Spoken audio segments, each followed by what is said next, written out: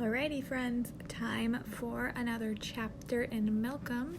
Yesterday, he was exploring the 5th floor when Mr. Biney was up there with Miss Brumble searching for that darn ring.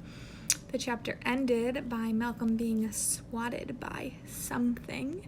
We don't know what, but you might have a guess. So, let's find out what happens in chapter 14. Ooh, my guess was correct. Was yours? Chapter 14, A Deal with a Cat. Yow! The black shadow, yes, it was Snip, leaped down to the table. Malcolm dodged the long claws. He darted and fell into an empty sink. You saved his life, Mr. Biney. What in the world? You flashed your light over toward Malcolm and Snip. Snip was caught in the beam. Far below in the sink, Malcolm could see the matted black fur with ribs poking through, the too tight collar cinched into the cat's neck, and also the barred pointed teeth. She hissed at you, but it gave Malcolm enough time to scurry out of the sink and get a head start up some cabinets on the back wall.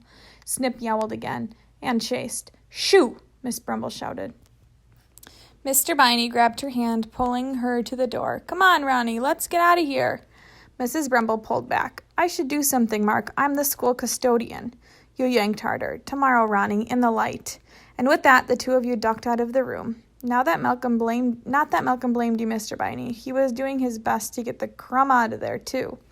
Meanwhile, Malcolm tore up to the top of the cabinet, but from there was nowhere else to go, and Snip's wheezy breath was right behind him.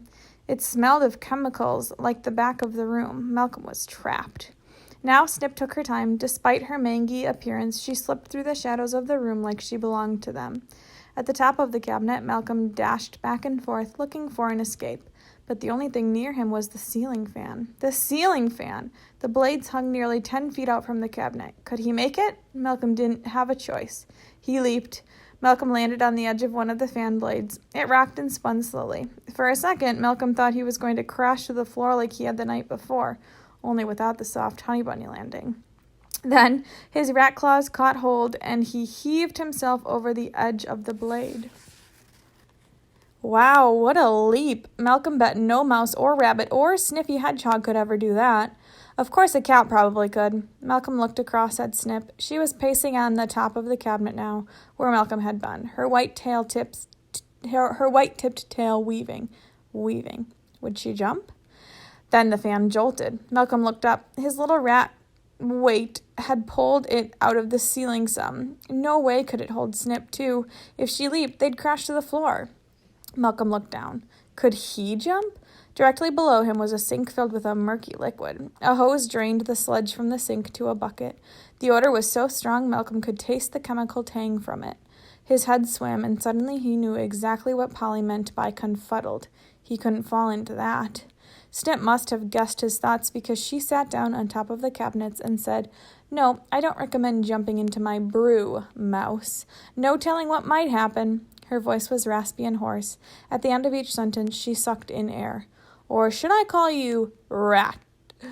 Malcolm stared. He was scared speechless, to be honest, like Amelia is when she has to give her oral book reports.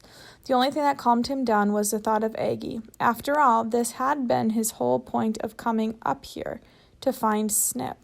Malcolm cleared his throat. Where's Aggie? Snip laughed, if you could call the wheezy heave from her throat a laugh. Well, you're to the point anyway. You mean that lizard? That little club of pets downstairs thinks you made her vanish, don't they? And now you're going to prove them wrong. How did she know all that? And furthermore, did she just call him a rat? She must have seen the astonishment in Malcolm's face. Oh, yes, I know, she huffed. I know. That pampered pet club that says they're the eyes and ears and whiskers of the school, they don't know anything. I know. All the secrets of McKenna. All the secrets of the Midnight Academy. She raised her furry eyebrows. Oh, yes, secrets. They didn't tell you about that, did they?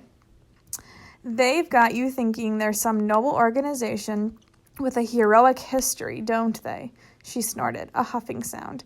I could tell you stories that would make your fur fall out.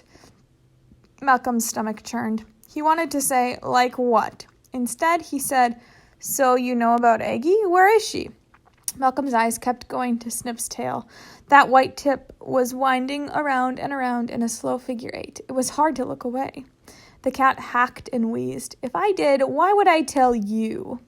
Malcolm pulled his gaze from the tail. Rats can't see colors very well, but he noticed her eyes glowed in the dark, wide orbs that seemed to suck him in. Malcolm said the first thing that came to his head. Where is this conversation with Snip gonna go? I hope it leads to something good. I guess you will have to come back tomorrow to find out how this chapter ends and this conversation between Snip and Malcolm, how it's going to go. Have a wonderful rest of your Wednesday.